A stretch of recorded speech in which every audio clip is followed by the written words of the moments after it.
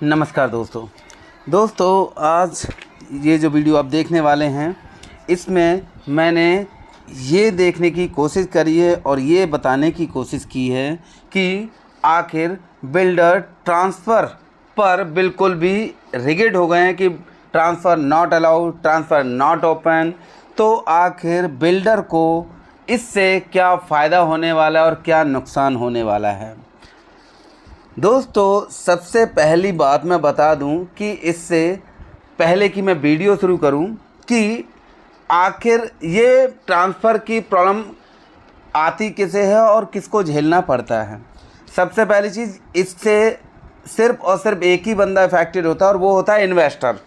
वो इन्वेस्टर जिससे कि बिल्डर का काम शुरू होता है। बिल्डर अपनी ज़मीन लेता है और ज़मीन को बनाने के लिए जो पहली बुकिंग शुरू करता है, ज़्यादा से ज़्यादा बुकिंग आती हैं जो प्री लॉन्चिंग में होती है, जब कुछ भी नहीं होता तो वहाँ पर सबसे ज़्यादा बुकिंग करने वाले होते हैं वो होते हैं इन्वेस्टर्स, जिन्हें शुरुआती दौर में पैसा रेजिडेंशियल या कमर्शियल प्रोजेक्ट में लगाना होता है और उसके बाद में उन्हें जब वो प्रोजेक्ट रेडी हो जाता है, रेडी होने वाला होता है, तब वो उसे अपना जो भी प्रॉपर्टी है उसे सेल करके उसे रिटर्न पाना चाहते हैं कि मैंने 10 लाख रुपए लगाए तो मुझे 12 या 15 या 20 लाख रुपए मिले।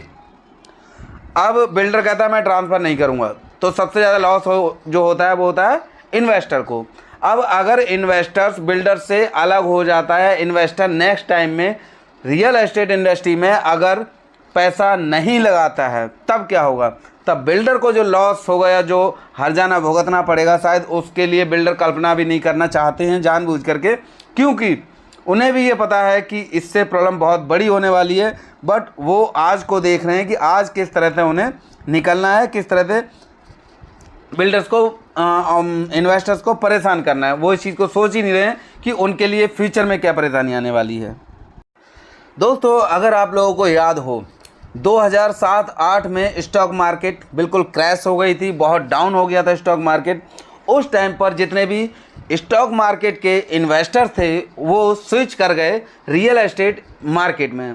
अब रियल एस्टेट मार्केट 2007 से लेकर के तकरीबन 12-14 तक खूब बूम की, बहुत आगे बढ़ी और बहुत ऊंचाई तक पहुंची और उसमें बहुत तेज़ी आई।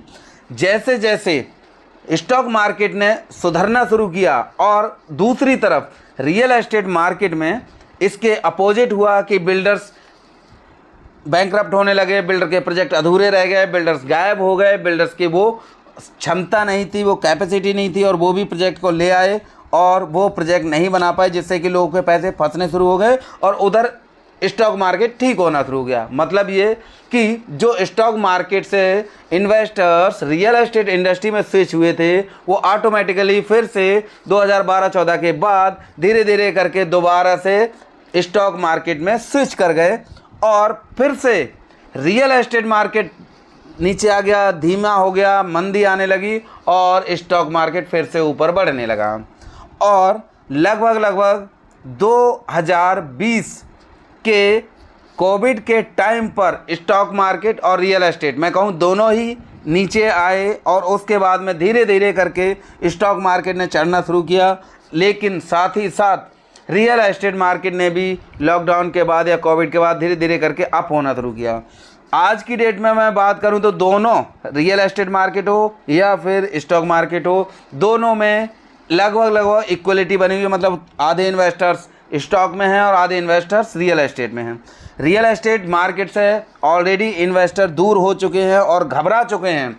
उसके बावजूद भी बिल्डर्स हैं कि उन अपनी गलतियों को सुधारने की कोशिश ही नहीं कर रहे हैं और नए इस तरह के काम करते रहते हैं जिससे कि इन्वेस्टर्स रियल एस्टेट इंडस्ट्री से दूर होता जा रहा है और धीरे धीरे करके वो बिल्कुल ही ख़त्म हो जाएगा। जब रियल एस्टेट इंडस्ट्री से इन्वेस्टर ख़त्म हो जाएगा तो रियल एस्टेट इंडस्ट्री में कितनी प्रॉब्लम होगी ये तो बिल्डर्स वो जानते होंगे, जो वाकई में जिन्होंने कितना इन्वेस्टर्स का पैसा लगा के अपने प्रोजेक्ट बनाए और जिनके यहाँ से इन्वेस्टर्स गायब हो जाते हैं और उनके प्रोजेक्ट आज भी आधे अधूरे पड़े। उनको आज भी ऐसे इन्वेस्टर्स की तलाश होती है कि हाँ कोई 2 करोड़ 5 करोड़ 10 करोड़ 20 करोड़ लगा दे तो उनके आधे अधूरे पड़े प्रोजेक्ट में दोबारा से एक तरह से मैं कहूँ कि ब्लड की सर्कुलेशन हो जाएगी कि हाँ दोबारा से चालू हो जाएंगे वो प्रोजेक्ट। अब इस लाइन में मैं कहूँ कि जो बिल्डर्स, मतलब छोटे मोटे तो छोड़िए, अब मैं बताता हूँ आपको किस किस बिल्डर्स ने अपने ट्रांसफ़र बंद कर रखे हैं। आपको यकीन नहीं होगा कि आखिर ऐसे नामी अच्छे बिल्डर भी ऐसा कर सकते हैं। तो उसमें सबसे बड़ा नाम जो आज की डेट में मैं कहूँ एनसीआर में नोएडा के जो बड़ा बिल्डर आता है वो है एटीएस ग्रुप। एटीएस जैसा ग्रुप जो ट्रांसफ़र चार्जेस या तो नहीं लेता था या फिर 100 रुपये स्क्वायर फीट लेता था, आज की डेट में एटीएस कहता है मैंने ट्रांसफ़र बंद कर रखे हैं। अब एटीएस जैसा बिल्डर अगर ट्रांसफ़र बंद कर रखा है, उसके पीछे रीज़न अपना माल नहीं बिका होता है, उसके पीछे यही वजह होती है। उसके बाद ऐसा ही कोई बड़ा नाम वो है एबीए कॉर्प, या हम कहें काउंटी ग्रुप। काउंटी ग्रुप भी कहता है कि मेरे ट्रांसफ़र बंद है, मैं ट्रांसफ़र नहीं कर रहा हूँ। उसके बाद और अगर बड़े ग्रुप की अगर मैं बात करता हूँ तो वो है महागुण ग्रुप, ट्रांसफ़र बंद हैं। प्रतीक ग्रुप, ट्रांसफ़र बंद हैं। अपेक्स ग्रुप, ट्रांसफ़र बंद हैं। साया ग्रुप, ट्रांसफ़र बंद हैं। साया में संडे को अगर फ्लैट दिखाने आप चले जाओ रीसेल का, तो वहाँ पर बिल्डर किसी भी डीलर को, किसी भी रियल एस्टेट एजेंट को एंट्री ही नहीं करने देंगे। क्यों? क्योंकि भाई उनका फ्लैट अभी बेचने के लिए बचा हुआ है, उनके खुद के फ्लैट सेल के लिए हैं। अब सोचने वाली बात यह है कि जिसने साया से फ्लैट लिया उसने क्या गलती करी कि उसने फ्लैट लिया? उसे जब ज़रूरत होगी अपनी चीज़ को बेचने की तो क्या वो बेच नहीं सकता है? उसके लिए साया ग्रुप रोक लेंगे। और वो भी वो छोड़ो कि ट्रांसफ़र तो बंद है ही, रजिस्ट्री हो गई तब भी साया ग्रुप को परेशानी है। साया ग्रुप कहता है कि आपने रजिस्ट्री करा ली तब भी आपके यहाँ मैं किसी को जाने नहीं दूंगा। अरे भाई, कॉमन एरिया के चार्जेस भी आप लेते हो, जो लोडिंग होती है उस लोडिंग में कॉमन एरिया का चार्जेस आप ले लेते हो, तो वो कॉमन एरिया सब उन लोगों का हो गया जो लोगों ने वो फ्लैट खरीद लिए। तो आप लोगों की एंट्री कैसे बंद कर सकते हो? आपको किसने ये हक दिया? कौन ये कहता है कि आप रोक सकते हो किसी को सोसाइटी में जाने के लिए?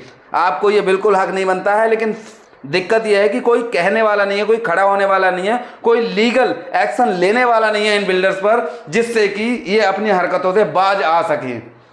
और उससे ही बड़ी बात, चेंजेस काफ़ी हुए। अगर हम कहें कि सरकार की तरफ से, तो सरकार ने जो रेरा लेकर के आए और रेरा के साथ साथ और भी जो भी नॉर्म्स हैं उनको अच्छा और कठोर करने की कोशिश करी, ताकि बिल्डर्स के रवैये में और इनकी परफॉर्मेंस में कुछ सुधार आ जाए। हालांकि कुछ चीज़ें ठीक हो भी रही हैं, लेकिन वो इतनी धीमी गति से हो रही हैं, और उनके लिए जो रूल्स और रेगुलेशन बनाने की कोशिश की जा रही है उनको तोड़ने के लिए नए नए तरीके तो ढूंढे जाते हैं, लेकिन बिल्डर खुद को सुधारने की कोशिश नहीं कर रहा है। इसीलिए इतना प्रॉफिटेबल बिजनेस होने के बावजूद भी बिल्डर बर्बाद हो जाते हैं, क्योंकि इनकी नीयत ठीक नहीं है। और कहते हैं, एक देसी कहावत है, जहां नीयत ठीक नहीं होती वहां कभी बरकत नहीं होती है। और इसीलिए क्योंकि लोगों को 100 रुपये पे 1, 2, 4, 5, 10, 15% की मार्जिन पे प्रॉफिट होता है किसी बिजनेस में, लेकिन बिल्डर को मल्टीपल टाइम बिजनेस वो बेनिफिट होता है। जैसे कि अगर 100 रुपये लगाओ तो 500 रुपये का बेनिफिट, 400 रुपये का बेनिफिट। उसके बावजूद भी ये बिल्डर्स अगर बर्बाद होते हैं तो उसका रीजन ये है कि उनकी नीयत खराब है, उनके अंदर खोट है, उनके अंदर परेशानियां हैं। लेकिन फिर भी बिल्डर उन अपनी बुराइयों को दबाता है, लेकिन उन बुराइयों को दूर करने की कोशिश नहीं करता है। यही रीजन है कि रियल एस्टेट इंडस्ट्री इतनी प्रॉफिटेबल इंडस्ट्री होने के बावजूद भी बर्बाद होती जा रही है, और उसे बर्बाद करने वाले हैं ऐसे बिल्डर। जबकि जो बड़े ग्रुप आ गए हैं, जैसे कि गोदरेज हो गया, टाटा हो गया, ये उन रेपुटेशन को सुधारने की कोशिश कर रहे हैं। लेकिन वही है कि इतने सारे बुरे लोगों के बीच में 1-2 अच्छे भी होंगे तो उनको पूछेगा कौन, या उनकी पहचान भी क्या बन पाएगी जब बुरे इतने सारे बिल्डर हों और अच्छे 1-2 बिल्डर्स आ जाएं। तो दोस्तों, इसीलिए इन्वेस्टर्स मार्केट से गायब हो रहे हैं। इसीलिए आज की डेट में रियल एस्टेट इंडस्ट्री की ये प्रॉब्लम है। इसीलिए सरकार को चाहिए कि कोई ऐसा रूल बनाए कि ट्रांसफ़र के लिए कोई भी मना बिल्डर ना कर सके, और उसके लिए चार्ज भी कुछ लेना है तो वो सरकार को जाए, ना कि बिल्डर को। बिल्डर को 1 रुपया ट्रांसफर का नहीं देना चाहिए, सिवाय 100, 200, 500 रुपए जो भी स्टैंप पेपर लगना है, उस स्टैंप पेपर के अलावा कोई पैसा नहीं मिलना चाहिए। दोस्तों, अगर आपको वीडियो अच्छी लगी हो तो कमेंट्स करके जरूर बताना।